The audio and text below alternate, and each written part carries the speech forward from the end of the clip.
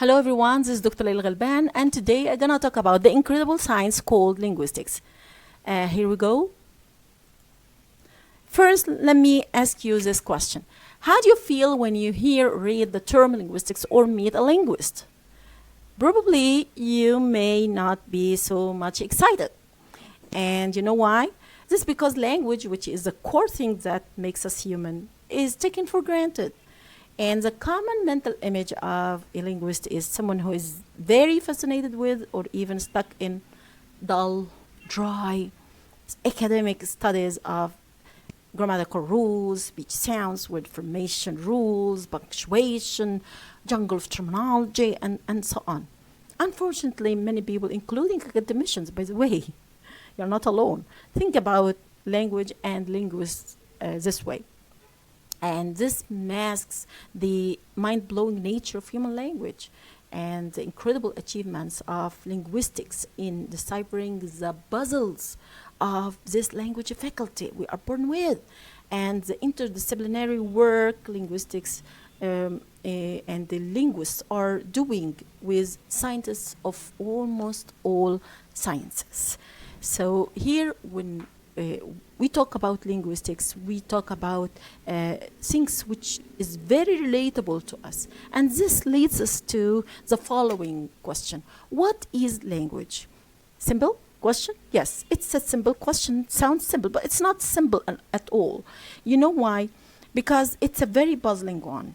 And the miracle of language, which is the core of who we are as humans, and we cannot build civilizations without, has remained something beyond comprehension. And the mystery of our creative ability to turn the mere noises we make into meaning, that represents a huge achievement. And our ability to represent this huge world in our small skulls really is also something miraculous. So language involves an endless number of miracles, and also mysterious is how these noises are, which make an endless number of sounds and make sound systems of thousands and thousands of languages and dialects and accents and registers and so on. So when we talk about language, we talk about something really huge, something really miraculous. And I remind now what the legendary Noam Chomsky says once, that if aliens came from outer space and saw how humans speak, they would say that humans communicate by making noises. They wouldn't know that these noises are teamed with boundless linguistic variations, and no two individuals speak languages the same, and even no word is said twice by the same speaker. We always make variations, and there is diversity and endless diversity in our human language manifestations. And let me move on to in another point, which is, what is the definition of language? And across history, definitions have been forwarded and vary. For example, we have nativists who say that language is a mental faculty, and something we are born with. It's something of our biology, and it interacts with the rest of our human body organs, and it matures like any human body organ, and so on. Also, we have other theories which say that language is a formal system of science that act according to a number of rules in order to create meaning. We have other theories which are called functionless theories, which look at language as a tool of communication, and it studies language in terms of how it's used by speakers in context, and what are the social powers that affect our use and so on. So language, there is no definition, no, agreed upon definition for language. However, human language is being characterized by unique properties that set it apart from other non-human communication systems. For example, it's arbitrary, and there is no direct relationship between the signs, which are the symbols, the sounds, the words that we use, and things in reality. And number two, language goes beyond space and time. We can talk about the future, and we can talk about the past. We can talk about things which are not there. We can talk about places which are imaginative, and so on. Language is creative, and we have a number of rules that are able to give us an endless number or infinite number of sentences, and there is no boundary and no limit to our linguistic creativity. Language is also relatable to, it's something that is related to culture, and it is transmitted from one generation to another by something called cultural transmission, and so on, because language is not inherited. It is not something that we can inherit, like the colors of our skin and our ears and our eyes and so on. It's something we learn, and so it needs some cultural milieu and so on. So these are the things that we have to say right now, briefly speaking and in a nutshell, about human language. Let us move to another thing which has to do with our obsession with language. First, although we take language for granted, and our linguistic behavior is unconscious in most of the time, but we has some fascination with language, and in every one of us there is a mental linguist. And how does this work? Let me give you some points to think about. For example, think about how our brains parse words and give each word a certain grammatical function in a given sentence. Look at this, and how parsing, which is a cognitive process, is done. And how can you explain this? It would take volumes and volumes to explain and to account for that. Also think about your lexical, semantic, and the phonological knowledge. How words are stored in mind in a particular way, and how words are fall into two categories in your mental lexicon. We have active vocabulary and passive vocabulary. Vocabulary use and vocabulary you understand but you do not use, and how words are linked together, and how your brain link them and create connection and pathway between them, and also phonological knowledge. How do you figure out sounds and convert noises that you receive from the outside world through your ears into how your brain converts them into meaning, and how do we segment the words into phonemes and sounds, and how these sounds also can get combined to form syllables, words, utterances, and so on. How can we, through listening to a few sentences, judge people's accents and give some decisions about whether a particular accent, his or her accent is, socially preferable, favorable, or not.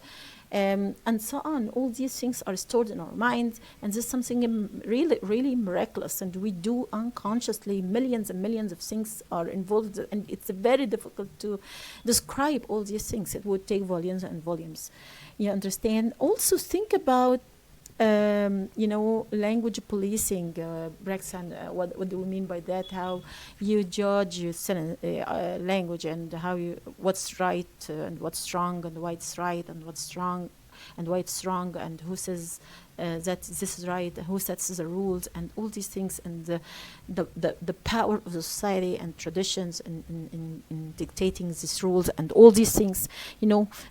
These things we know, and subconsciously, and we act in accordance with them without knowing that we know them.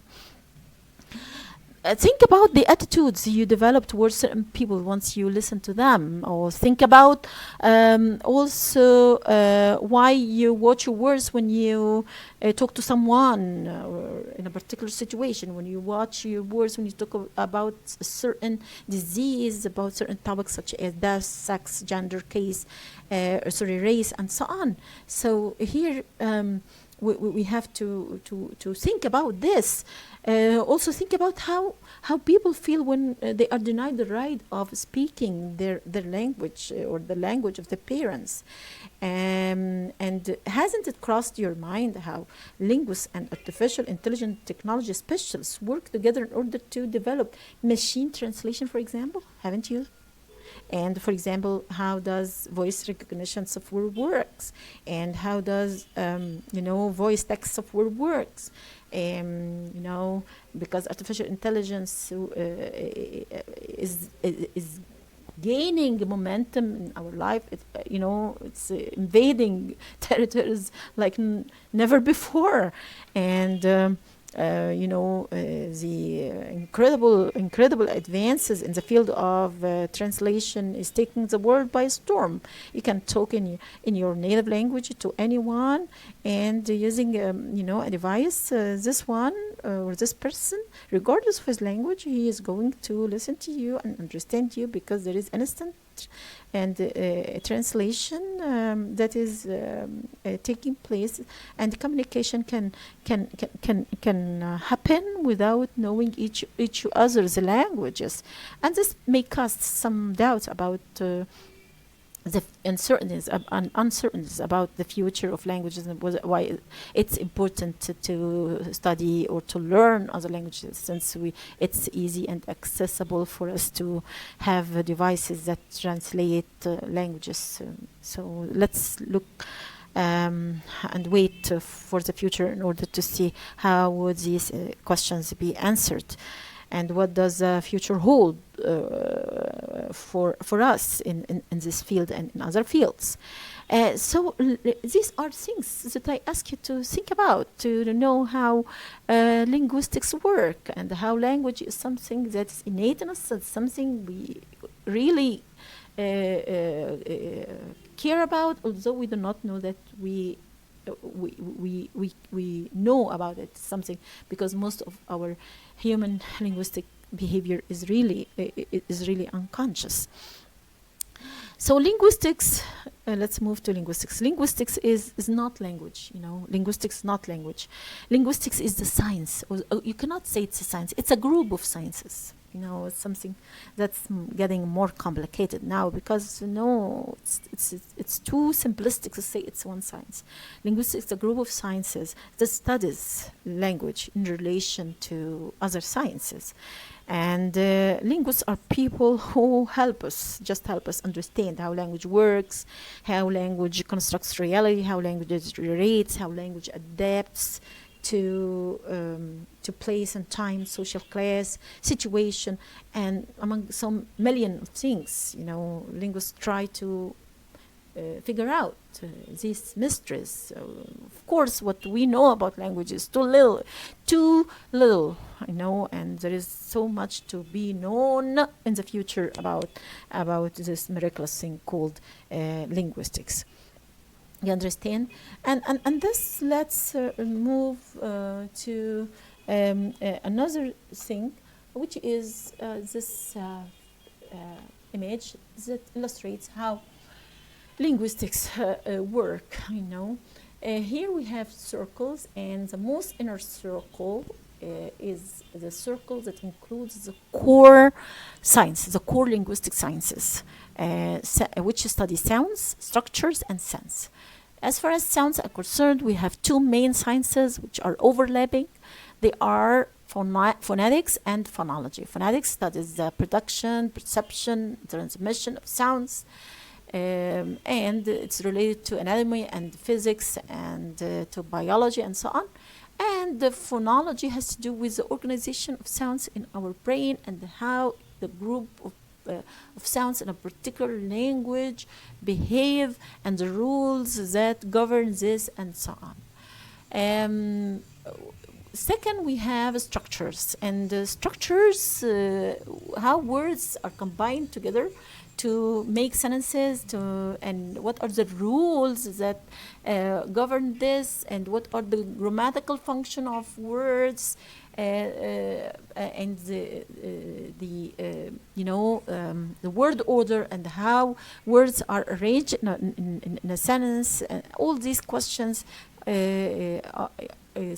are the main preoccupation in the field of grammar and syntax.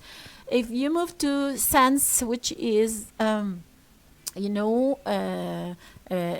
meaning, this is semantics in this field or in this inner circle. This semantics, it deals with lexical semantics, the meaning of words, and we have sentential semantics, the meaning of sentences. Also, semantics deals with meaning abstracts from the context, and it deals also with how words, the meaning of words is not only determined by the meaning of the word as an individual element or individual unit, but the meaning of the word in relation to other words.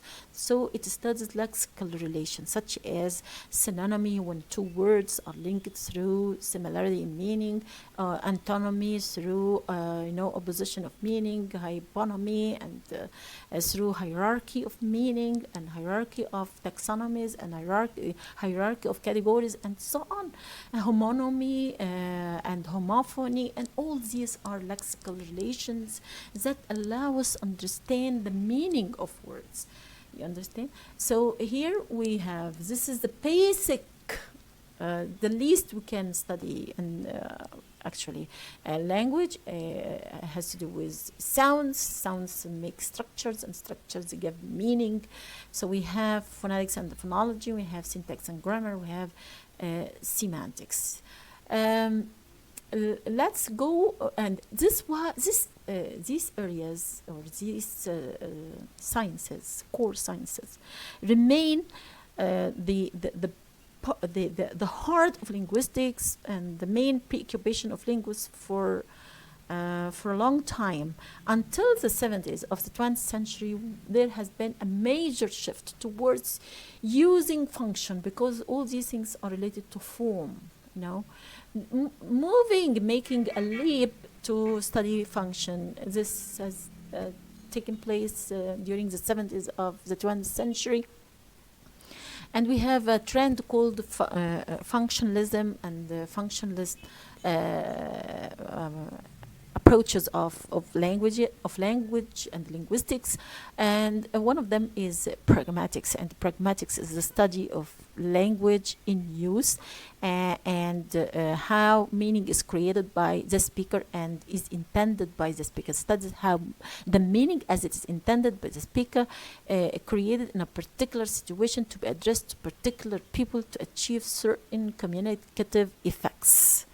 In pragmatics, we study the relationship between participants, the effect of context, and also how this affects our choices, politeness and maxims of politeness, the cooperative principle, how communication is a result of cooperation or lack of cooperation between participants. What is the impact of this, and what is the message of all when people do not communicate, do not cooperate in communication? What does this mean, and what happens when do they communicate, and what are the maxims and the rules that must be followed and must be there that organize how we act in a particular society? So pragmatics deals with this, with language in use, not only language form, no, language as we use, languages that we see in reality, languages we see in our real life. We link to language through pragmatics here. And then we find that in order to study language, we have to go beyond this circle and to have some interdisciplinary work with other fields, and this is the outer circle, as you see. So we have, for example, linguistics and psychology, and we get psycholinguistics, and this is a very fascinating science. It studies language acquisition, and so many theories have been put forward in this field. For example, nativist theories, functionalist theories, and we have also behaviorist theories, and so on. How do babies and children acquire their native language, and what is the acquisition schedule, and how does each language properties affect the acquisition order and acquisition schedule of this language, and so on. Also, psycholinguistics deals with language loss when there is some brain injury and there is language deterioration. We have something called also language disorder when people suffer from stuttering and stammering, and the psycholinguistics studies this. Psycholinguistics studies comprehension and text processing. How do we understand text, whether spoken or written, and what happens when we study or when we read the texts that we know, and when we read the texts that or we have a background knowledge on, and texts we do not have background knowledge on, because comprehension or text comprehension is a result of an interaction between what the text says and what our brain adds to the meaning of the text. Because meaning is not in the text. Meaning is not in the text alone. Meaning is the outcome of this interaction between what our brain gives and what the text gives. This is called bottom-up processing, and what the text gives is top-down processing. The result of this incredible interaction is what makes comprehension, or what makes us understand what people say, what we read, and what we receive in general. Okay, psycholinguistics also explains to us what we mean by semantic memory and memorization, and how our mental lexicon is organized, and how our semantic memory works, and the interactions that take place between them, and the activations in neurons, and in concepts, and how concepts are made, how ideas are created. All these things are there in the field of, psycholinguistics, are studied in the field of psycholinguistics. If we go to genetics also, we find that there is something called language gene, and we study this in the field of genetic linguistics. And there is also another thing that is very crucial in the field of genetic linguistics, is the evolution of language. Does language really evolve, or we are born with something that is completely evolved and completely developed? There is a controversy, because some linguists and some people say that language evolves, and due to the evolution of language, human beings have been able to make this this leap in creativity and in imagination, and in building civilizations, and making artifacts and arts, and making this wonderful leap, and become the human beings that we see nowadays, who are the thinking human being, who go beyond being only preoccupied with how to survive, and overcome the imminent dangers, to building civilizations and doing these miraculous things. still, we're going to see what does the future hold for us in this field. And neurolinguistics and is a science also that results from an interaction between linguistics and medicine and biology, and it's related to psycholinguistics. But here we have neurolinguistics deals with a lot of things to some extent different, because it deals with the neurological mechanisms underlying the storage and the processing of language. And it tries to give us some satisfactory answer regarding how does our brain work, and the neuroimaging and the technology that is technological advances in this field that allow us to monitor how our brains are working, because the neurolinguistics and the technology that has been there around in the last few years have helped us penetrate into the human brain. It's no longer that opaque, that black box. We can monitor how interactions and chemical and electrochemical interactions take place in time. It helps us study things such as aphasia, and which leads. It's a condition of the brain in which language ability is impaired or destroyed for any reason, such as aging or accidents or brain injury and things like that. So we find that linguistics is gaining momentum day after day by collaborating with other sciences. If you look at forensic linguistics, we find that it is the outcome of interaction between linguistics and the law. And the forensic linguistics allows us to have methods and insights into the forensic context of law and language and crime investigation and trial and judicial procedures. It's very important to help people in this field understand better the cases that they are addressing.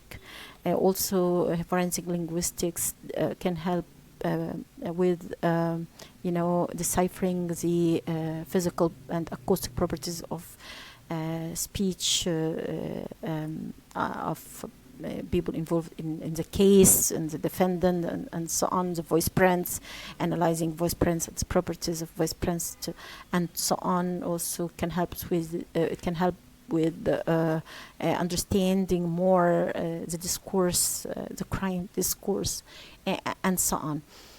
So everything that's related to how language is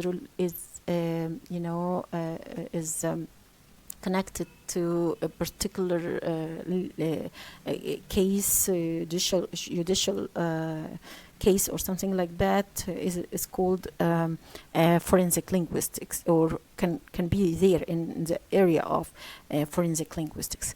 And then we move to another area, which is TEFL and TESOL, teaching English as a foreign language and teaching English as a second language. Linguistics helps a great deal in developing methods of research and helping with assessment and testing and education in general. If you move to stylistics, which is studying literary works from a linguistic perspective, compounded with literary criticism and the series and so on, we'll find that linguistics really adds a great deal towards understanding literary texts, styles, context, studying styles, studying context, studying the sociolinguistic and sociocultural and the anthropological underpinnings of the text that can shine light on the meaning of the text and the interpretation of the text. This is related to stylistics. If you move to history and how linguistics interact with history, we have historical linguistics And since the beginning of 19th century and so on, linguistics was basically concerned with the historical aspect, and it was called the chronic linguistics. And we study philology, and we have new grammarians who were concerned with phonology. And the beginning of the 20th century and de Saussure, there has been a shift towards studying linguistics at present or in time, and making such changes.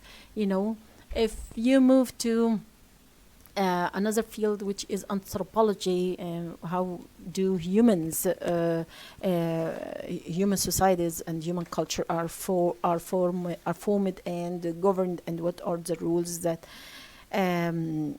each culture set and so on, is very relatable to linguistics, because language and the culture are very, very relatable. We cannot study one outside the context of the other.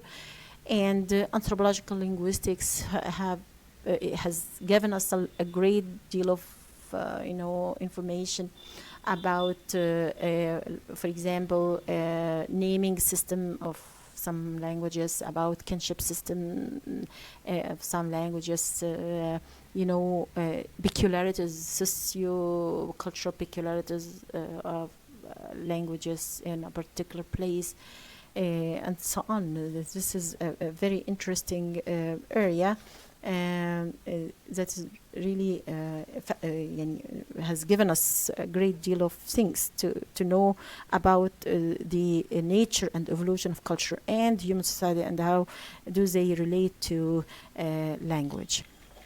Then we move to another relatable thing, which is sociology. And when linguistics and sociology interact, we have sociolinguistics. And this is a very fascinating field, because it deals with how language is used in society, and how it is relatable to class, to gender, to age, to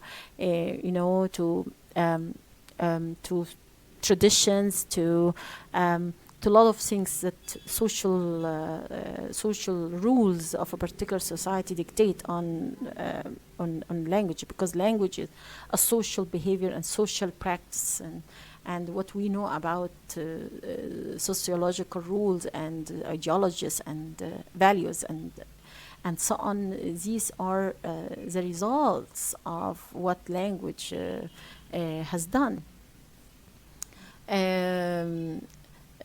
Let's move to philosophy and the philosophy of language. Language and the philosophy are very relatable, because most of the advances and what we know about linguistics and the language has been offered to us by philosophers and language philosophers, starting from Aristotle to Galileo, to Descartes, to Russell, to Wittgenstein, to Frege, to Chomsky, to Searle, and to Austin, and those are the people who really have moved linguistics to new territories and new grounds and new dimensions, and give very wonderful insight about language. Among the fields that philosophy of languages studies are meaning, what's meaning, what are the theories of meaning, the centrality of language to the human thought, how language is related to the construction of reality, the relationship between language and reality, language and truth. These are language and mind, language and mind, language and thought. These are language in time. These are the main preoccupation of language of philosophers, and also math and logic. And if you move to computer science and computational linguistics, we have corporal linguistics and corpus linguistics, and how combining huge corpora in order to study language, not through studying separate individual utterances or sentences. No, we study language in big data, which would help us understand better and better the way language is behaving, because we are living in the age of big data. And this is very, very interesting to know how language behaves. So we have software that allow us to compile corpora, any corpora for any particular linguistic purpose. And we have also other international corpora such as Koha and Koka and British Bank and so on. Then we move to artificial language and linguistics. This is a very fascinating thing because first, what's artificial language? Artificial intelligence. Artificial intelligence or AI is or aims at developing devices and the programs and applications that allow computers to act like humans or do things or tasks that require intelligence, to simulate human mind and simulate human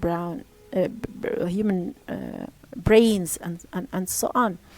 So this is done by algorithms, and algorithms are computer mathematical formula, and artificial intelligence is there in everything in our life, and who knows what would happen in the future, but every day there is something new, and linguistics can help artificial intelligence specialists in developing this software from simple things such as parsing, helping computers to parse and to assign which grammatical function a particular word can take or can have, and the arrangement of words in a sentence, and the semantic aspects that dictate which word can come with another word, and all these things.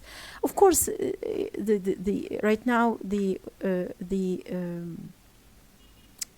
what we have is not so much sophisticated, but who knows?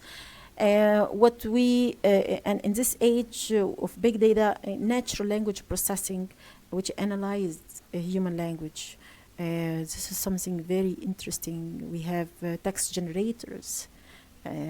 Linguists help artificial intelligence specialists to produce or to develop text generators, and to, for example, and now we have something called the bot journalist, the robot journalist. We have the robot poet, the robot dramatist, and who knows? We have the robot. Or the bot artists. We have the bot broadcaster, the bot newsreader, the bot journalist. These are huge. Something beyond our imagination. Artificial intelligence is making huge advances day after day, and the linguistics is at the heart of this. Then let's look at something else here. We have speech therapy. Speech therapy.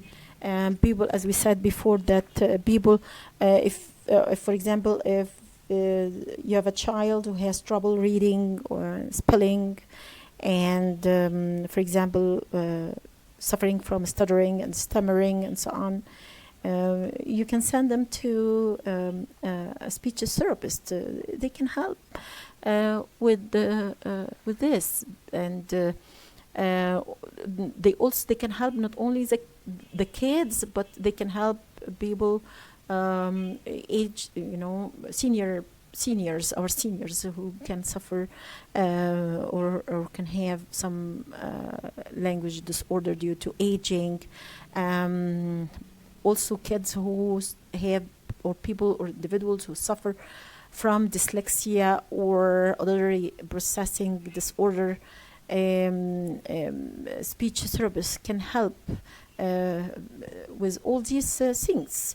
And this is a very important thing, because they can help and give their linguistic expertise to improve the quality of these people's lives. You understand? So this is part of what we can say about the field of linguistics and how it interacts with other fields. And does this mean that this is the end? No. Linguistics is gaining new grounds, breaking new grounds every day, and it's an incredible science that is, stretching its wings to new horizons. And in the future, we gonna have breathtaking and stunning findings of linguistics, all aim at helping us understanding this incredible thing called linguistics.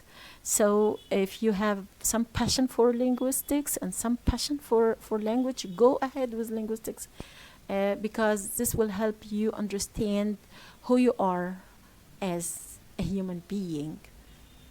Thank you.